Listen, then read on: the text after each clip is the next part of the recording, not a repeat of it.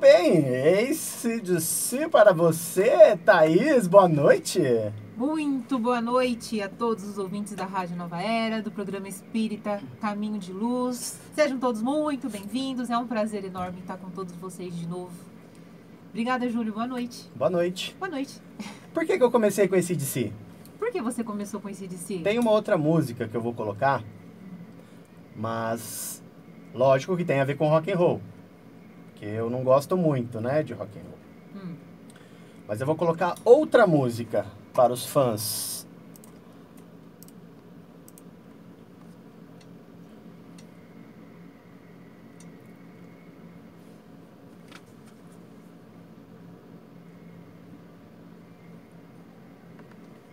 Ah, pra você, música bonita, sucesso, não para.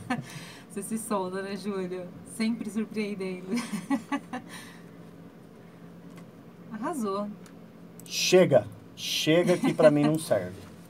Então vamos que vamos. Por que eu coloquei essas duas músicas? AC/DC, Malcolm Young, guitarrista do grupo AC/DC, com 64 anos, faleceu dia 18 desse mês, 64 anos. Cristiano Araújo, 29 anos, sofreu um acidente de carro, também desencarnou dia 24 de junho de 2015. Um com 29, o outro com 64. Olha só a diferença. Certo, exato. Por que estamos falando isso hoje? Porque o tema do nosso programa de hoje é Vencendo a Dor da Morte. Exatamente. Que é o título de um livro da Célia Diniz. A Célia Diniz, para quem não a conhece, é uma das mães de Chico, que ganhou as telinhas aí do cinema e tem aí uma grande experiência com a dor da morte, mas superou isso e está Brasil afora, mundo afora, né, digamos assim, levando a experiência dela para todas as pessoas que passaram por isso, mas também para as pessoas que ainda vão passar, né? Porque a morte é a única certeza que temos.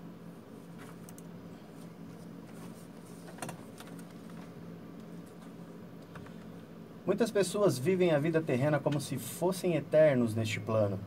Muitas vezes sem consciência, sem consideração pelas pessoas, atuando egoisticamente como se o mundo girasse em torno do próprio umbigo. Esquecendo que a vida é passageira e que nunca sabemos o horário e o dia da passagem de volta. Viver com consciência, de forma amorosa e respeitosa, é a única forma de assegurarmos um amanhã espiritual mais iluminado. A cada um será dado de acordo com o plantio. Do nada podemos, inesperadamente, ter que partir deste plano. Então compete a cada um saber o que levar na sua bagagem de volta. Fraternidade é o farol que nos guia em noites escuras. Sejamos carinhosos e mais amorosos, pois quando menos esperamos, podemos estar na nave da vida e sermos convidados compulsoriamente a abandonarmos. Vibrações de luz aos que desencarnaram na tragédia de hoje. Força e coragem às famílias que hoje choram pela súbita partida dos entes queridos. E com essa linda mensagem, começamos a noite com o nosso grande amigo lá do Amigo Germano de Catanduva, Israel Carlos. Vamos... Boa noite, Israel. Boa noite. Seja muito bem-vindo, Israel. Seja muito bem-vindo. E desde já, muito obrigada por ter aceito o nosso convite, tá?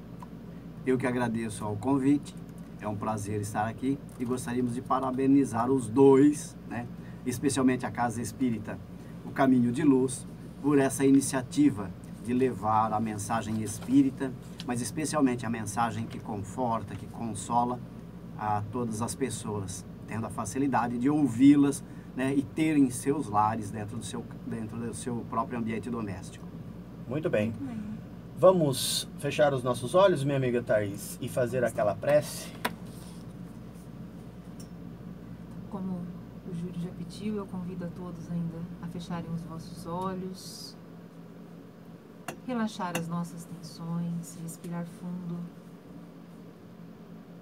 nos preparar para este momento de esclarecimento, começando a agradecer a Deus, ao nosso Mestre Jesus, à espiritualidade amiga, que sempre nos auxilia, agradecendo pela oportunidade do esclarecimento, de estarmos em contato com essa doutrina que tanto nos ajuda, nos orienta, ilumina o nosso caminho, nos consola.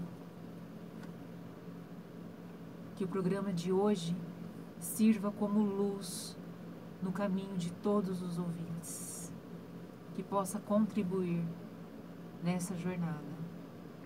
Muito obrigada, Pai, por tudo que temos, pelo que somos, por todo o amor que tens por nós. Que assim seja. Que assim seja. Muito bem. Nosso amigo Israel Carlos, do amigo Germano de Catanduva, vai estar prontamente para estar respondendo a pergunta de todos os ouvintes que se interessarem. Não precisa se identificar. 3576-1630 é o telefone da Nova Era. 99109-0022 é o WhatsApp para perguntas. Estamos abertos para perguntas. Muito bem. E assim começamos. Nosso bate-papo de hoje, que esperamos ser bastante proveitoso para todo mundo. E nós estávamos falando aqui até antes de abrir os microfones que a morte ainda é um tabu, né, para todo mundo. É muito difícil falar de morte. E ouvindo a Célia Diniz, numa palestra dela, ela comentou ainda que espíritas têm mania de falar de morte, né? Mas a doutrina espírita é a religião que mais consegue abordar esse tema e que mais consegue consolar as pessoas que estão falando, que estão passando, né, por este momento. E ainda falando de luto, o Rossandro, que é um cara maravilhoso que está aí na mídia, né? O Rossandro Klinger, quem tiver curiosidade, procura ele no YouTube, o conteúdo dele é sempre muito bom. Ele ainda comentou num dos vídeos dele que existe as formas de luto também. Isso vem progredindo também, né? Porque antigamente, todo mundo, quando alguém morria, todo mundo ficava de preto, né? Não se podia ligar a televisão em casa, enfim, tinha algumas restrições. E hoje em dia, isso também não existe mais, né? Então, ele comentou que a cultura sobre o luto também reflete em como aceitar a morte. E é mais de acordo com como as pessoas visualizam, né, o depois da morte. Então, por exemplo, tem gente que acredita na ressurreição, tem gente que acredita na reencarnação, tem gente que acredita que morreu, acabou. Isso tudo contribui, né, da forma como a gente vai lidar com isso. E chamamos o Israel, quando nós pensamos nesse tema, Vencendo a Dor da Morte, roubamos o título ali do livro da Célia, nós pensamos no Israel e não foi por acaso, né? Ele nos permitiu, inclusive, que pudéssemos aqui falar sobre esse assunto. O Israel passou por essa experiência, tem quanto tempo, Israel? 8 meses. 8 meses. Ele perdeu o filho dele, né, de 19 anos, o Rodolfo. E só que ele é um exemplo pra gente, porque a gente viu ele continuar a sua vida, é claro que com a sua dor, é claro que com a sua saudade, sem dúvida nenhuma, mas de uma forma muito resignada. Então a gente pensou ninguém melhor, aliás, para fazer esse programa com a gente. Então a gente respeita muito, sem dúvida nenhuma, e é exatamente por isso que a gente te agradece, Israel, por você estar vindo aqui compartilhar essa tua experiência com a gente e com certeza contribuir com essas pessoas que também estão passando pela mesma situação que você. Então lá vai a primeira pergunta. Como é que a gente pode amenizar a saudade, né?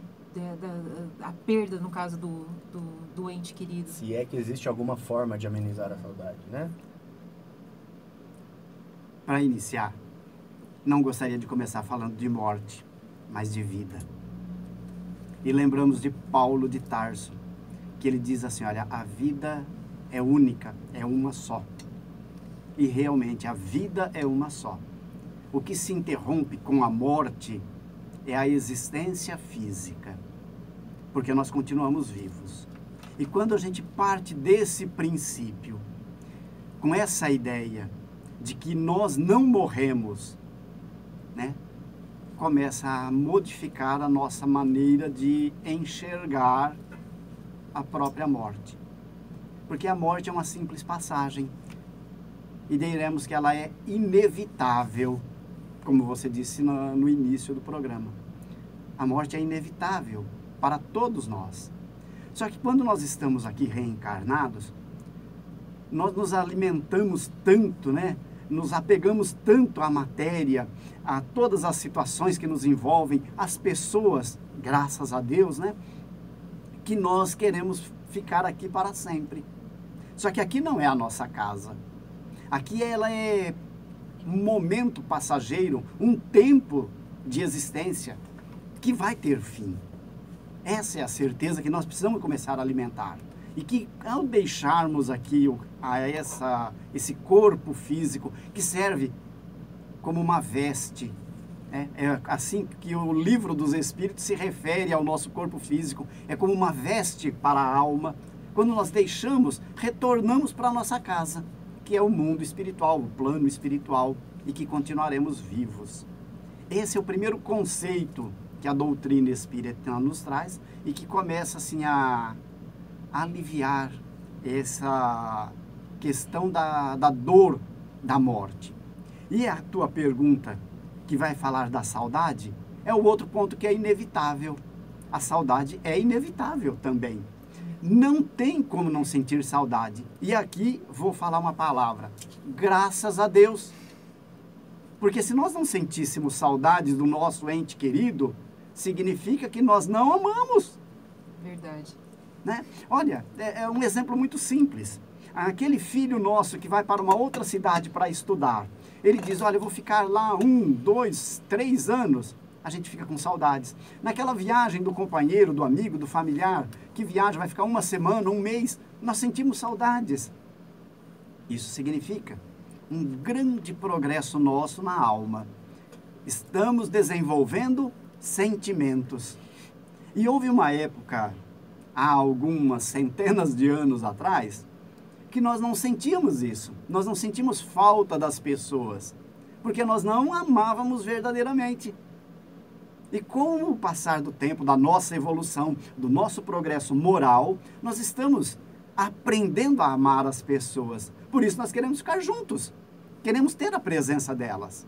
Então a saudade é inevitável. E é um grande benefício. Demonstra o progresso atingido por nós. Né? Agora, quanto a uma fórmula, não existe. Porque cada um de nós é de um jeito. Né? Cada um de nós tem uma cultura, uma experiência. E vai reagir de uma forma. Então aquilo que vai dar certo para mim, diante da saudade, não vai dar certo para outro. Né? Mas o que nós precisamos ter para auxiliar nesses momentos da saudade? A ideia espírita. A primeira que já falamos, que o nosso ente querido não morreu, ele está vivo e ele prossegue vivendo, só que num outro plano diferente do nosso, num plano em que nós não vemos. Essa é a primeira certeza. A outra certeza é que nós também vamos deixar essa existência física através da morte. E aí iremos nos encontrar, iremos estar juntos novamente. Olha que beleza. E essa crença ajuda, né? Essa crença fortalece a nossa maneira de viver. Porque é muito triste, viu? Para você que está aí na sua casa, ou para as pessoas que ainda não acreditam em Deus, que não acreditam em nada. Porque é muito triste você viver aqui 10, 20, 50, 60 anos junto com uma pessoa, amar essa pessoa ou muitas pessoas e depois ter uma ideia que isso vai acabar, que não vai existir mais. É muito triste isso. Ela, inclusive, acaba essa ideia trazendo uma pequenez muito grande para a vida, para a nossa vida. E até uma pequenez muito grande da ideia que fazemos de Deus. Exatamente. Que bom que temos saudades, então, né? Que ótimo que bom que temos saudades. E você sabe que no programa do Ricardo Hummel da semana passada, ele falou uma coisa que aquilo ficou martelando na minha cabeça.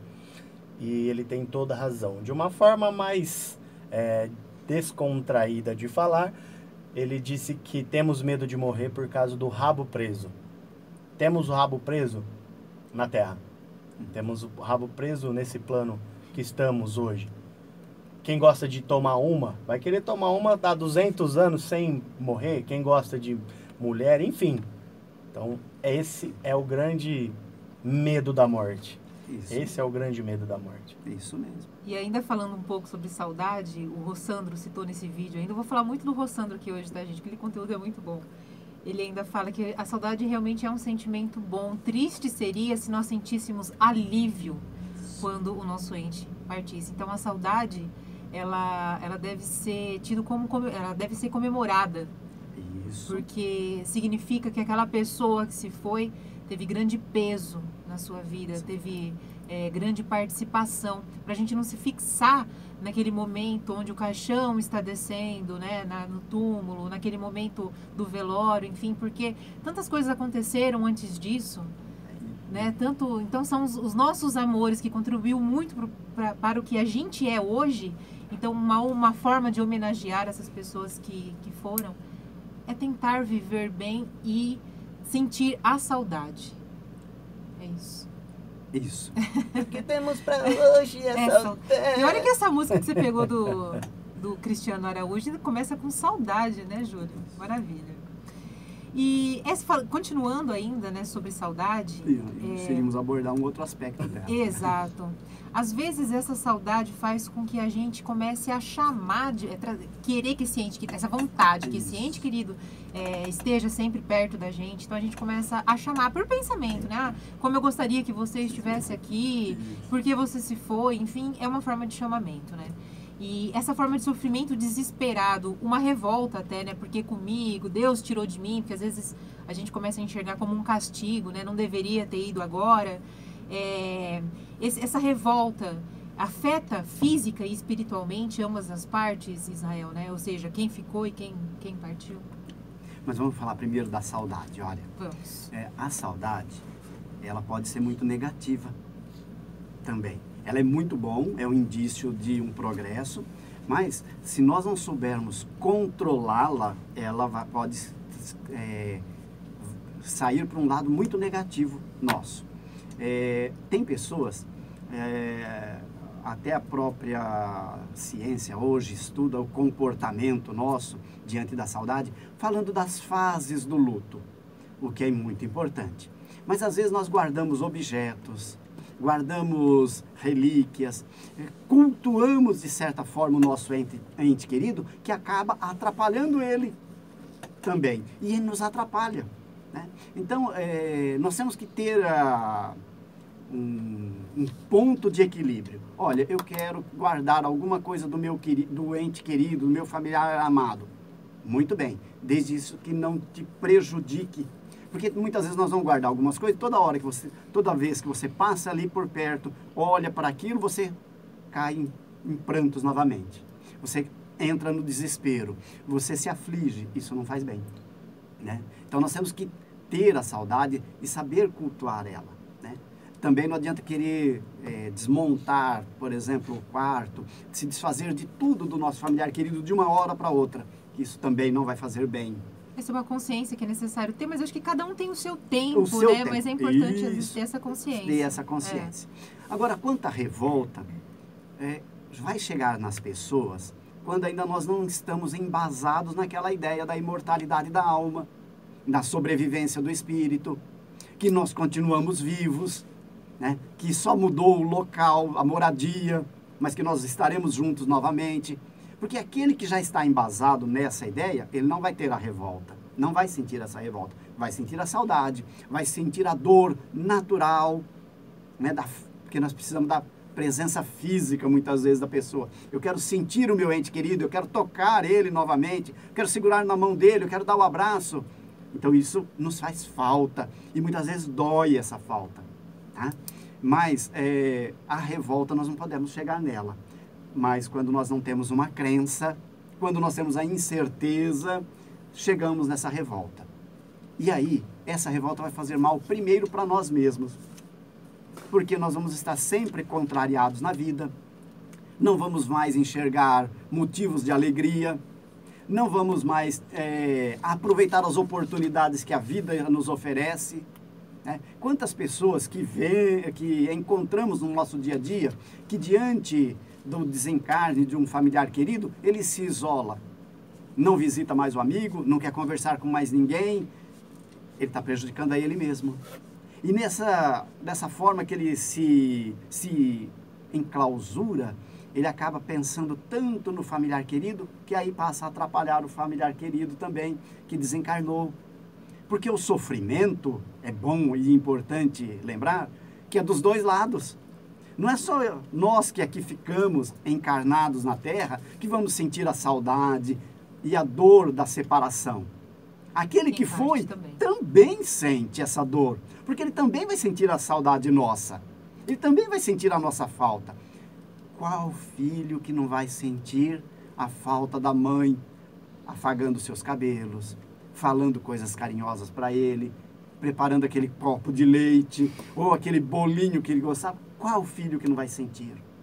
Qual pai que não vai sentir? Né? Qual amigo que não vai sentir a falta da presença do amigo? Iremos sentir. E ele vai sentir lá também. Né? Agora o que nós não podemos é prendê-lo aqui. Prendê-lo aqui com o nosso pensamento sempre de sofrimento, de transtorno tantas vezes, naquela aflição, porque vai chegar a ele esse tipo de pensamento, esse tipo de vibração. Porque a própria doutrina espírita nos esclarece que nós somos energia.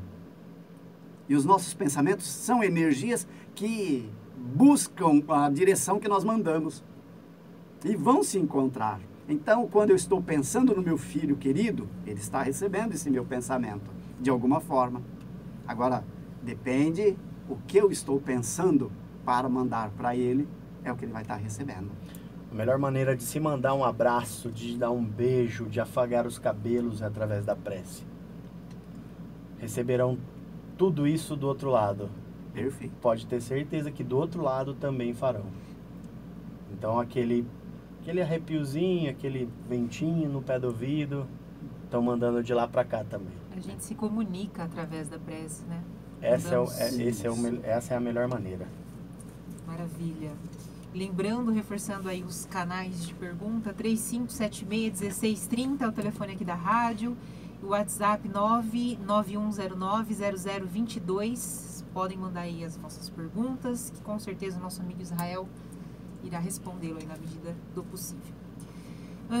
Falando também sobre, ainda nessa questão da forma como as pessoas se encontram depois do desencarne, muitos pais procuram a casa espírita inconsoláveis, né? E aí vem a questão dos porquês, mas por que isso aconteceu? E principalmente quando é mais jovem, principalmente quando o pai e a mãe em relação ao filho, né?